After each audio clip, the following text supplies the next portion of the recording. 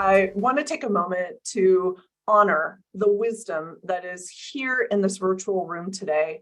What we're going to talk about is big and complex, and there's no one one solution fits all, right? So as the questions arise in the chat, I want you to feel free to chime in if you have an answer or a related resource, and particularly for those folks who have wins and lessons to share. And beyond this webinar, another great way to share resources is to simply engage with your fellow PRSA members. This is a platform that's designed to elevate all of us. So I hope that you're able to tap into this incredible network of creative and thoughtful leaders. So I had a fairly crooked career path to where I am now. I started in the environmental compliance field as a water quality expert and did a lot of community outreach. Worked for several counties and cities and briefly for a PBS affiliate news station and as a grants manager. And then for the Washington State Department of Ecology, I did see that there was some folks here from Department of Health, so woohoo, Washington State. And now I'm at the Pacific Northwest National Laboratory as communications manager for the Environmental Molecular Sciences Laboratory, which I know it's a lot of big words. So during all of these earlier experiences, I ended up meandering my way into communications. So as the image suggests, I do still consider myself a Jedi in training. I want to set the stage here. Okay, folks, how do I want to control the galaxy. How am I going to pull this off? What's my messaging? Sir, do we need a communication strategy? And of course he needs a communication strategy. I mean, how else are you going to pull off this spectacular intergalactic coup? So here, there is no one template that rules them all. I want you to make sure that you use what works for you. So I've observed that in some organizations, communications is viewed as maybe a nice to have service to make documents maybe look pretty, maybe make some witty remarks on social media. And I really hope that that is not the case for your organization. Because really, if executed thoughtfully, communications should be used as an opportunity to improve your organization's business performance and growth. And if you're not already there, you and your team should work towards that goal. Developing a suite of comms-focused plans, and most importantly, a communication strategy for your organization can be that roadmap that brings communications into the C-suite conversations. And so I just want to give a little personal history here. For the longest time, I thought that there was only one right communications template, planning template that I was supposed to be using. And maybe it's because I veered into communications without a lot of formal training, or maybe because I'm just obtuse on some things. But I remember searching and searching, and I just couldn't find this magical unicorn. I'd incorporate the pieces and parts that I needed at the time when I was developing a comms plan, but I kept thinking that I was doing it all wrong because I wasn't using the correct template. And it wasn't until after years of feeling this imposter syndrome and thinking that I was trying to fit like round pegs into square holes that I came to this like cloud parting and sunshine filled realization that there is no one right template. I mean, which is crazy. And yet it feels scarier because there is so much out there. Where do we start? How do we know what we need? What are the right tools for me? And that's what we're here to talk to you about today. So this webinar could easily be multiple sessions. So we need to keep this somewhat high level. Before we launch into a discussion of all the great tools that you're going to receive, let's talk about a key difference that goes beyond semantics. And yes, there is a difference between a communication strategy and a communication plan. And it can be difficult to pin that down because the terminology, strategy and plan, they're used so interchangeably. So this thing called planning has been around for a long time. People plan out their activities. And more recently, a discipline called strategy has also arose. And somehow, people have put these two things together and called it strategic planning. But unfortunately, those things, strategy and planning, they're not the same. What is a strategy? So a strategy is a set of choices that positions you to achieve your goals in a field or in an ocean of your choice. And so for those of you who have read the cornerstone business book, Blue Ocean Strategy, you'll understand my reference. If you haven't read it, I highly recommend it. And I also want to give a shout out to my supervisor, Michelle Ma, for having recommended this book to me because it has been transformational. Strategy has a theory. Here's why we should be in this ocean and not the one over there. And here's how in this ocean, we are going to be better than anyone else at serving the customers in this ocean. So that means your theory has to be coherent. It has to be doable. It has to be able to translate your strategy into actions for it to be a great strategy. But planning doesn't need to have that kind of coherence. It could simply bow to the wishes, to the goals, and to the ambitions of the disparate parts of your organization. One part may want to open a new location, and maybe marketing will want to launch a new brand, and HR will want to hire more people. And those things ends up being a list of things that have no internal coherence to them and really no specific indication that they're going to accomplish collectively some goal for the company. So then why do we and why do leaders often rely on a plan rather than a strategy? And that's because planning is comforting, right? You know what resources you have, you know what you can control. But strategy, on the other hand, can lead to outcomes that are kind of out of your control, right? You can't know what the market forces or special conditions will be like 5 years from now, or even 5 months from now, right? So that's definitely scary.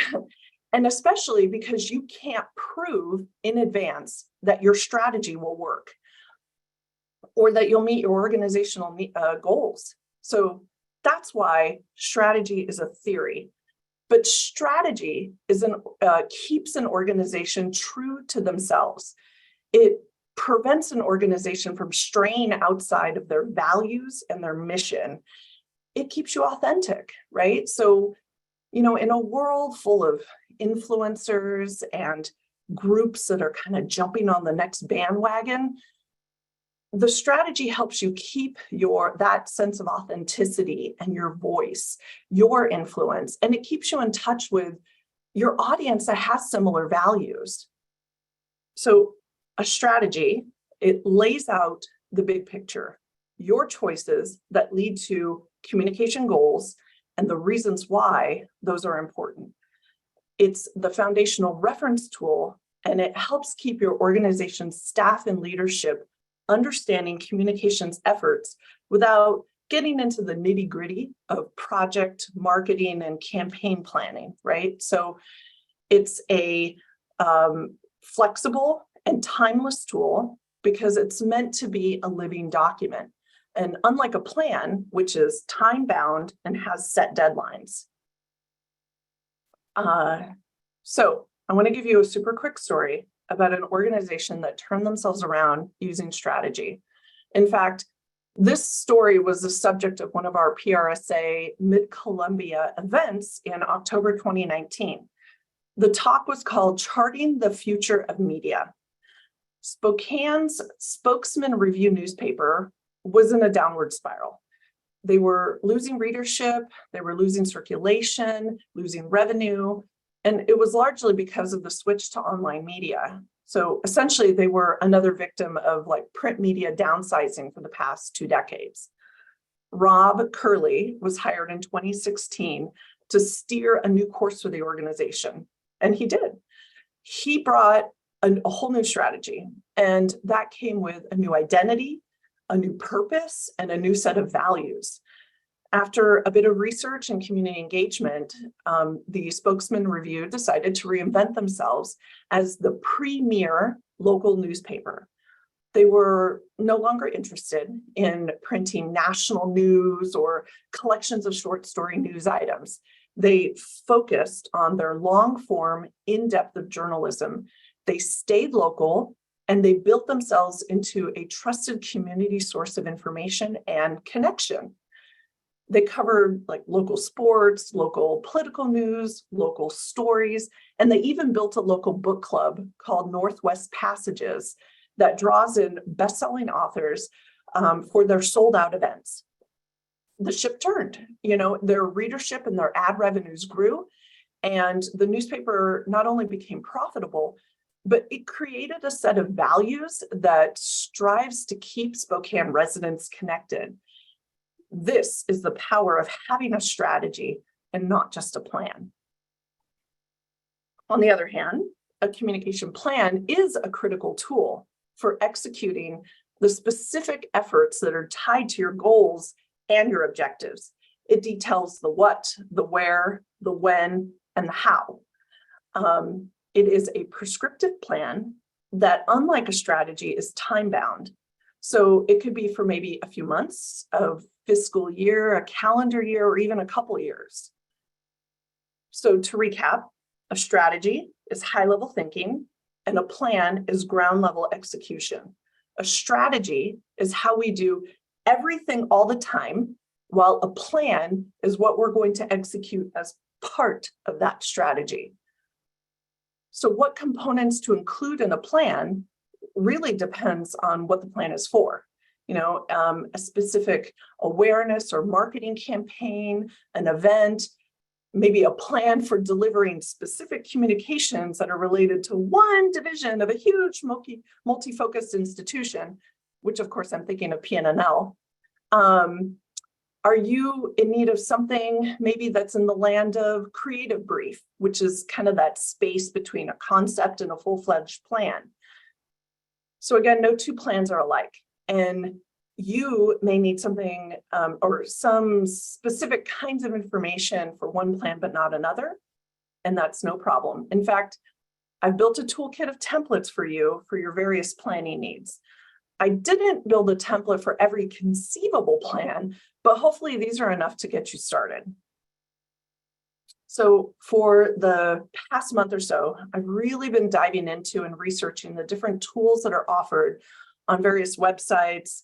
And I've probably watched about 40 different TED Talks and YouTube videos looking for those commonalities between all the different advice and templates that are out there. And I picked what I thought were some key areas to jumpstart your communication strategy development. So in your toolkit, you will find a template for a simple project plan, an event communications plan, a crisis communications plan, a creative brief, a general communications plan, and the granddaddy of them all, a communication strategy. So we're going to start with your foundation, a strategy. So some of you longtime professionals that I saw in the audience today may include other informational areas in your strategy. So please feel free to add additional areas that you have in your strategy in the chat so we can all learn. But like I said before, no two plans are the same.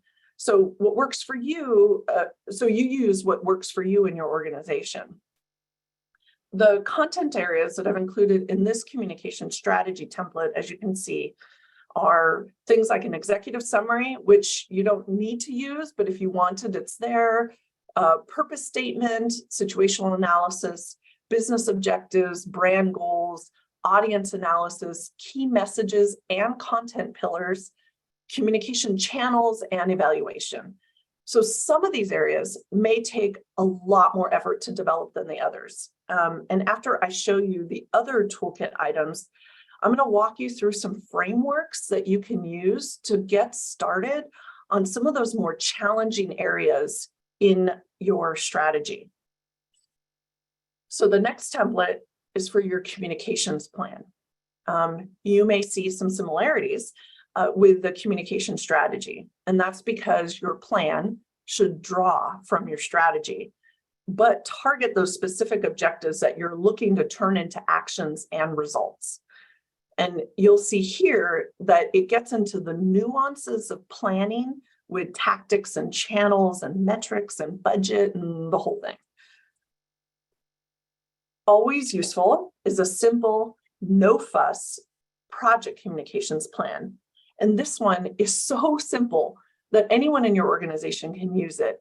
And it's a really great starting point if you're maybe new to planning or new to communication, or if somebody in a totally different department is needing to make a communications project plan and has nowhere to start or no idea where to start. It could be for people who maybe have limited staff time or time, to create the sort of strategy with these in-depth analysis. Event communications are always fun. It's one of my favorite parts of this job. So here is pertinent information about your team, what you and your team need to capture for, hopefully a smoothly organized event. This includes some pretty common sense information like, who are the event contacts and maybe the context of the event theme and goals, and then of course your implementation plan. It's critical that you and your organization are prepared in case something happens that impacts your operations and your audience or stakeholders.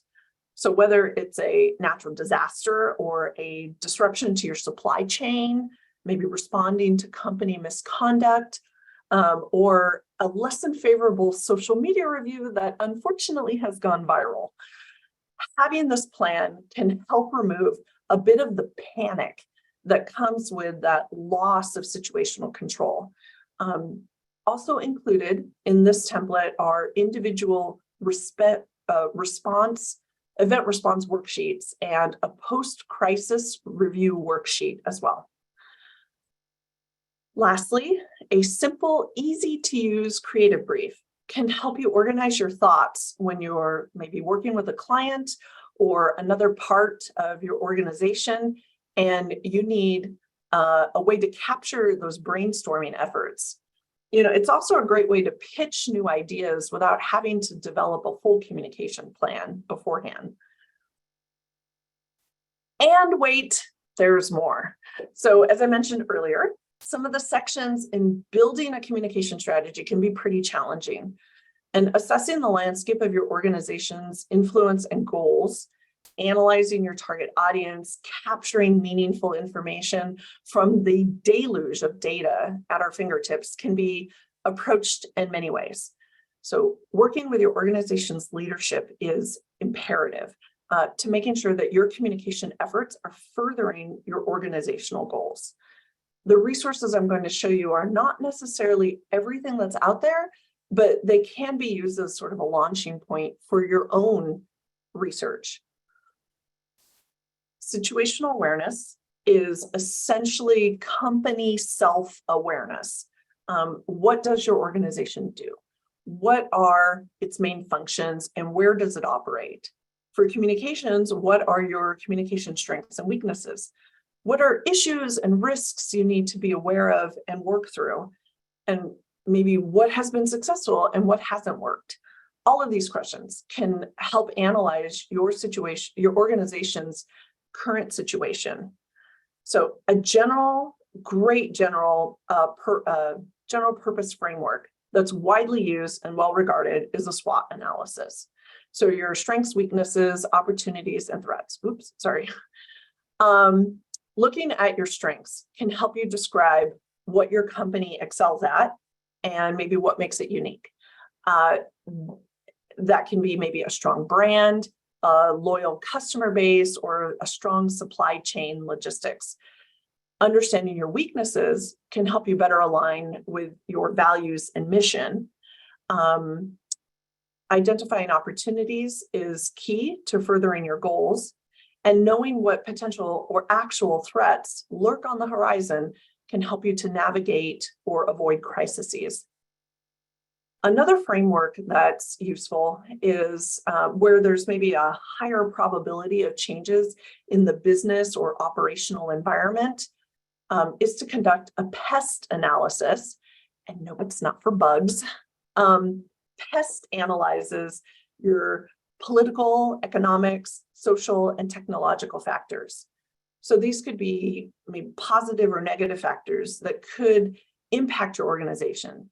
And this one seems to me to be a great framework that could work well with government entities or maybe multinational corporations who have operations in areas where the political, economic, social climate is very different from country to country.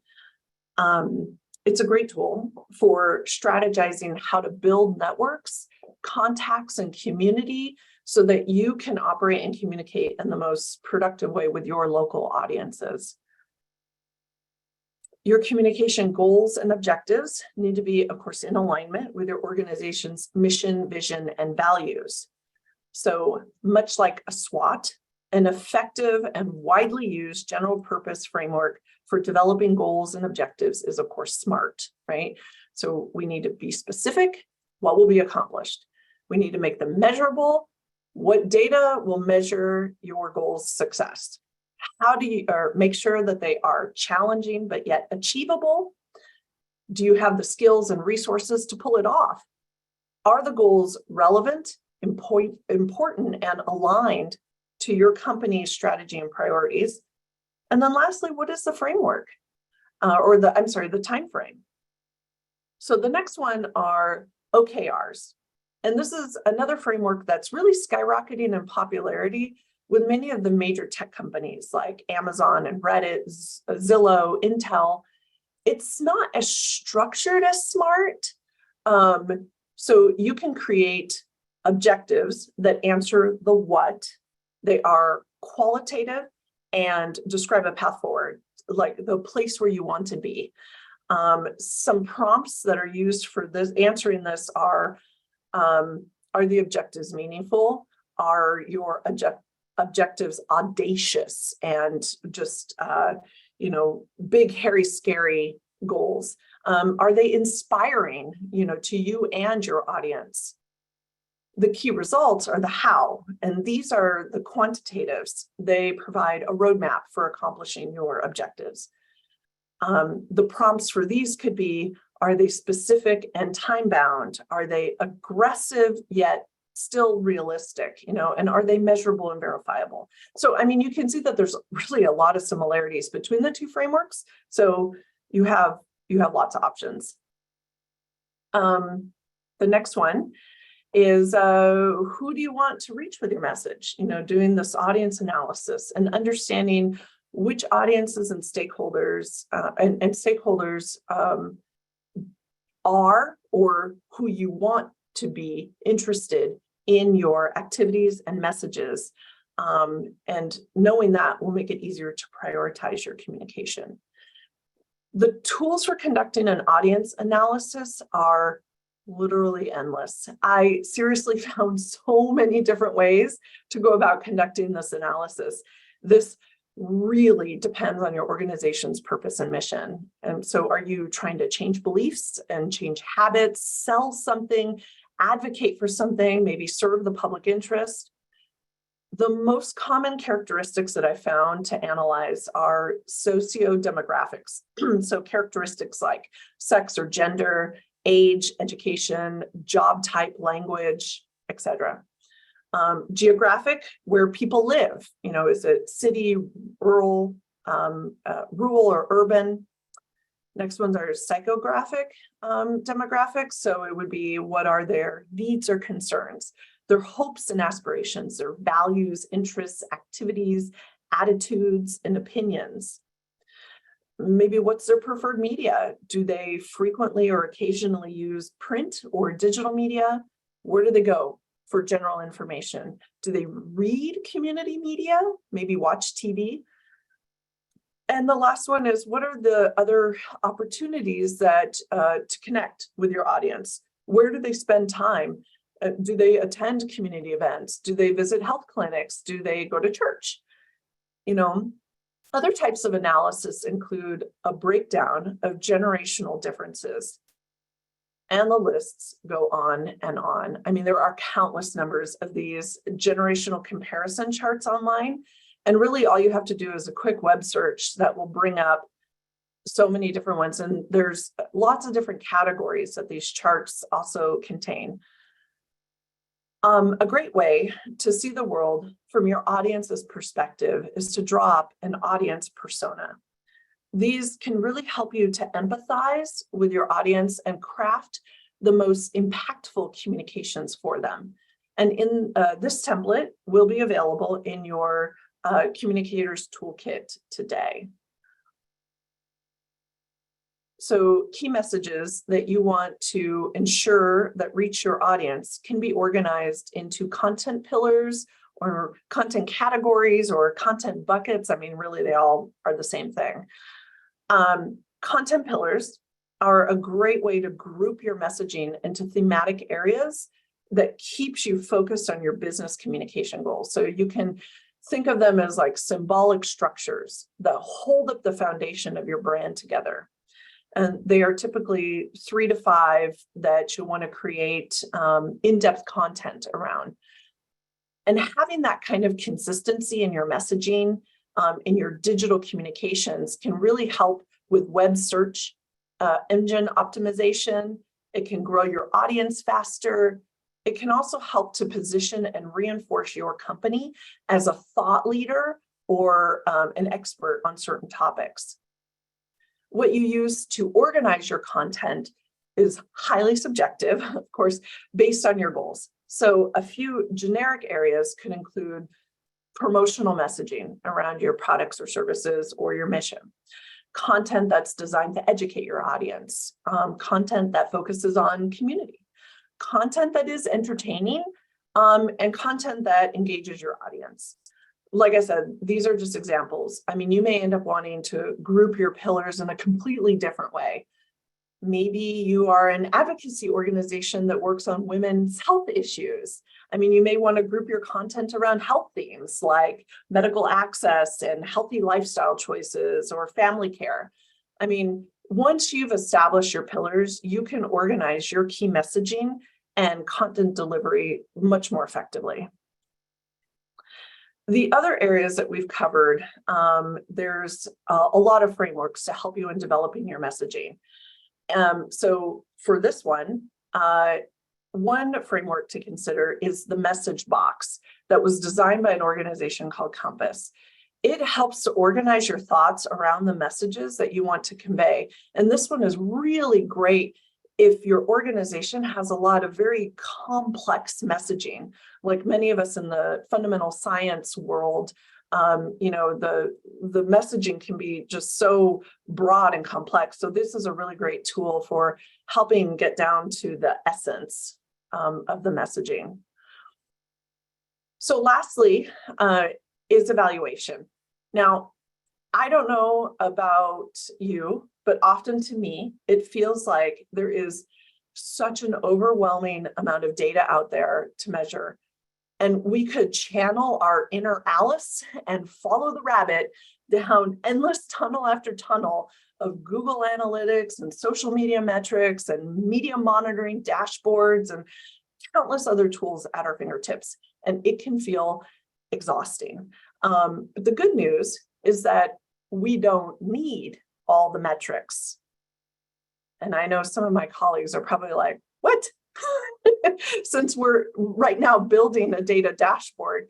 But the key is not to have all the metrics, it's to have the right metrics. And how do you choose the right ones though? And sometimes we have to go down that path of harvesting all the metrics in order to figure out the ones that are right for you. So a cool way to conceptualize what you need for a meaningful strategy evaluation I will present to you, and seriously, this could be an entire webinar in itself. So I'm going to, again, keep this high level.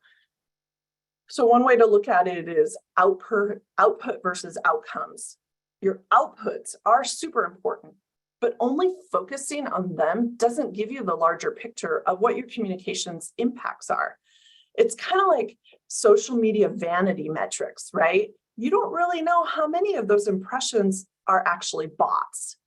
But the result of your total effort, like the combination of your outputs and then maybe the constellation of your metrics, that will be apparent in your sales, in your community engagement, or whatever your organizational goals are. Outcomes are much harder to track.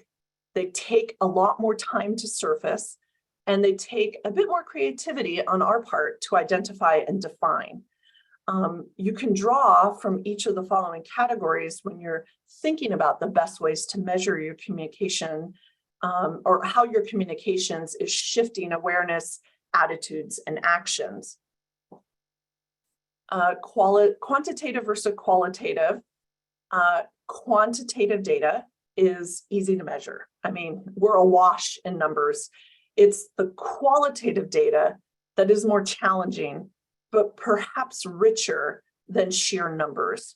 So things like open-ended surveys and one-on-one interviews, focus groups, first-person narratives, those can give you a better insight into your messaging and how it makes people feel about your company, your issues, your product, and your services.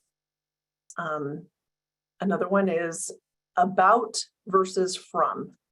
And this is a great, this is looking at data about people versus data from people. So this can help us track equity considerations and improve our ethical storytelling. I mean, there is power and there is privilege in deciding what metrics that we track and what data that we use to tell our stories. This could be, again, a whole nother webinar in itself as well.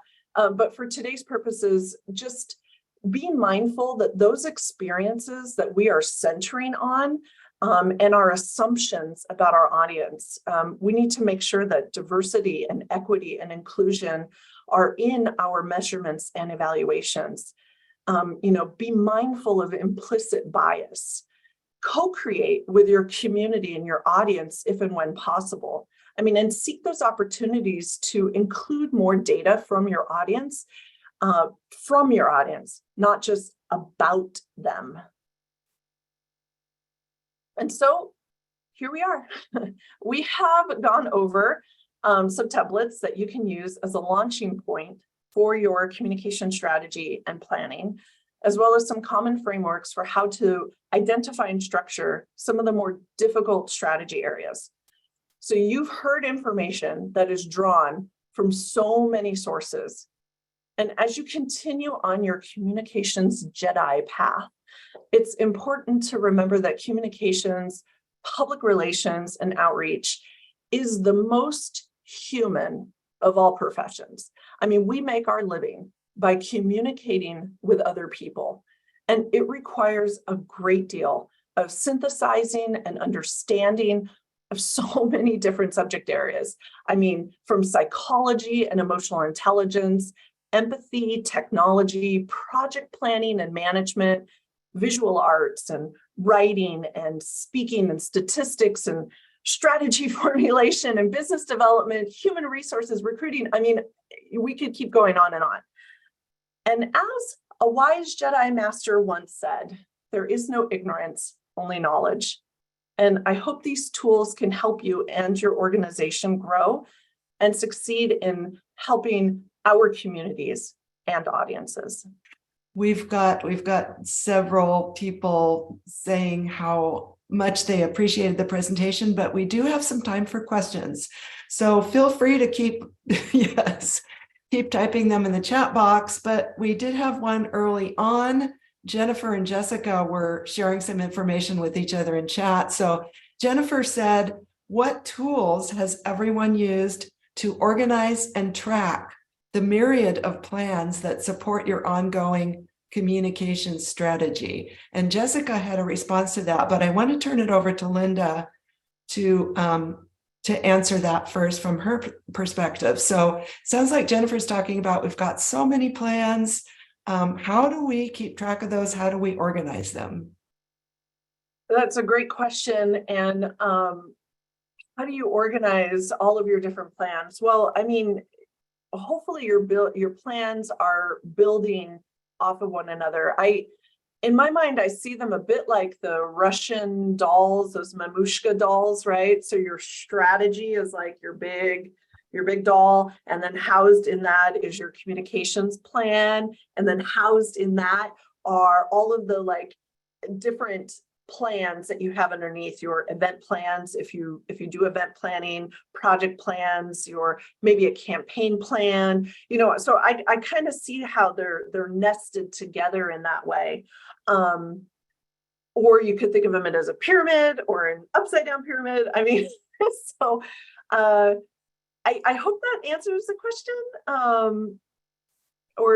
And by the way, I meant to say, Andrea and I talked early on, if anybody wants to raise their hand and jump in, please do that. I mean, I've mentioned a couple times that I recognize that there is an incredible amount of wisdom in this room. And so I don't want to come off as being, the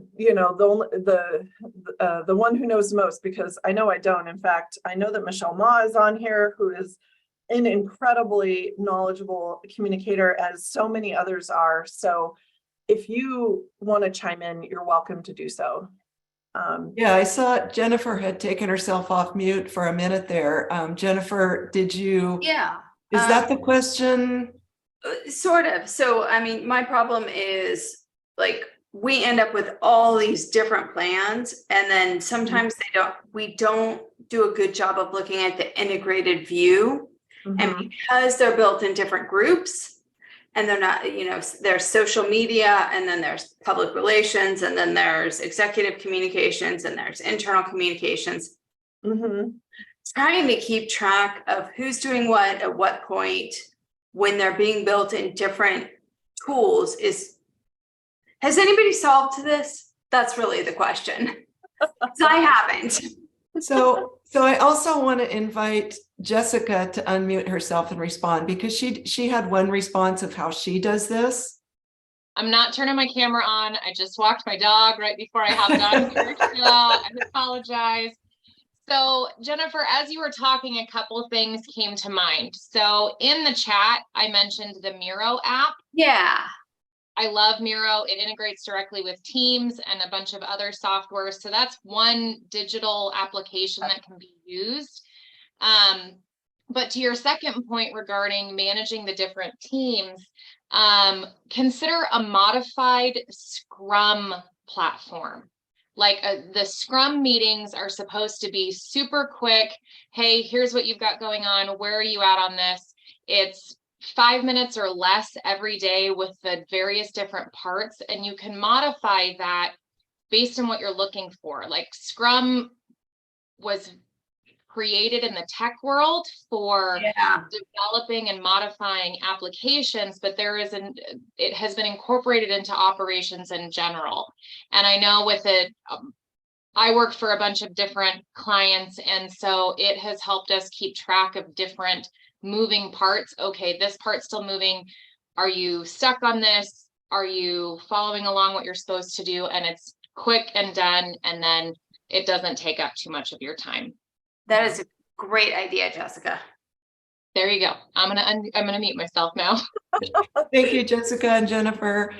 We had another question from Genoa saying, and this is because one of the plans is for a crisis communications. Can you talk about how you've handled a crisis? What do you do first? And maybe first you probably get out your communication plan, but I'm going to turn that back over to you, Linda. Oh, wow. I mean, I guess it depends largely on what kind of crisis you have. So that's one of the critical reasons why we need these crisis communication plans, because you're already, as you're developing it, you're tiering what are the most critical ones down to what are, some that maybe aren't quite as impactful to your audience and your stakeholders and your organization. So explain or tell me once again that question. It was how Yeah, Genoa, are you able to unmute yourself and what can you talk about how you've handled a crisis? What do how you you do handle the first? crisis, right? So hey Genoa, sorry. I'm here. I'm here.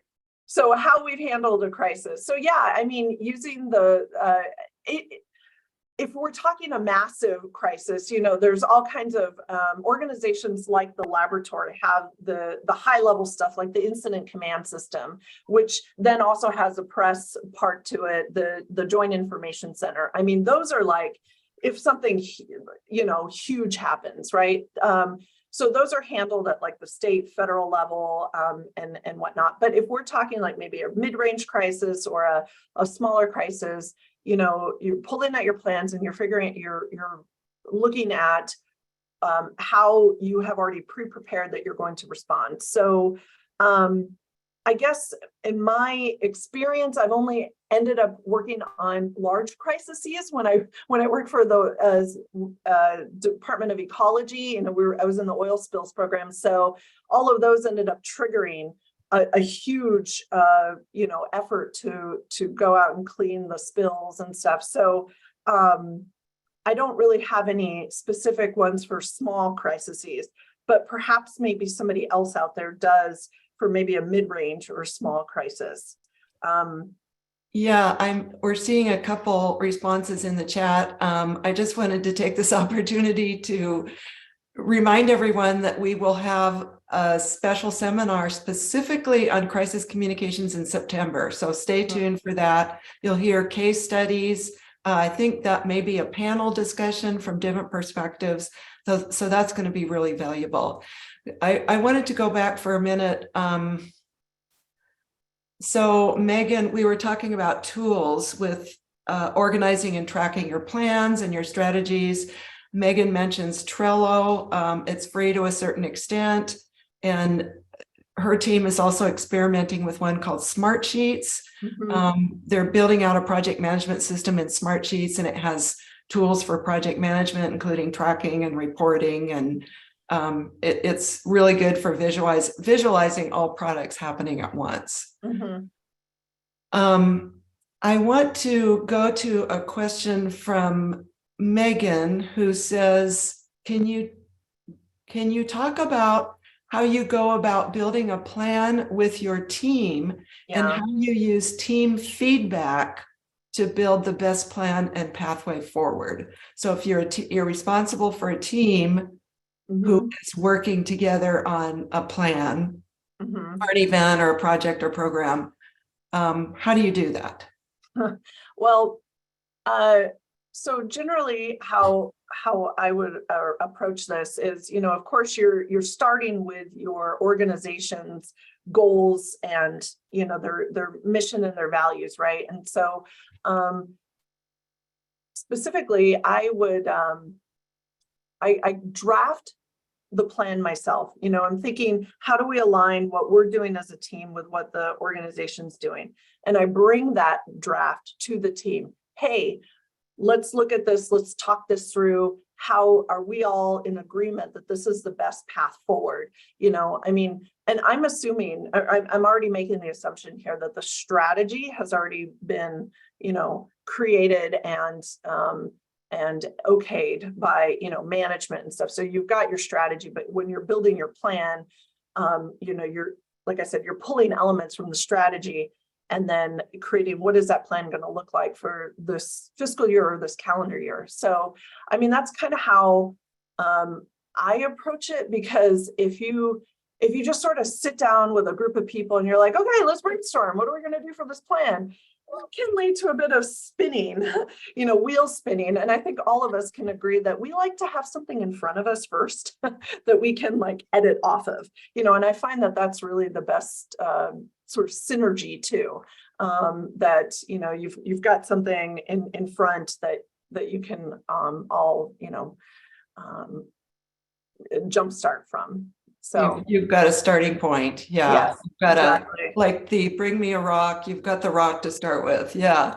The So famous, yes, that famous bring me a rock. yes. So there's a question in the chat that I think a lot of people would relate to. And I want to make sure we get your thoughts on this, Linda, and others.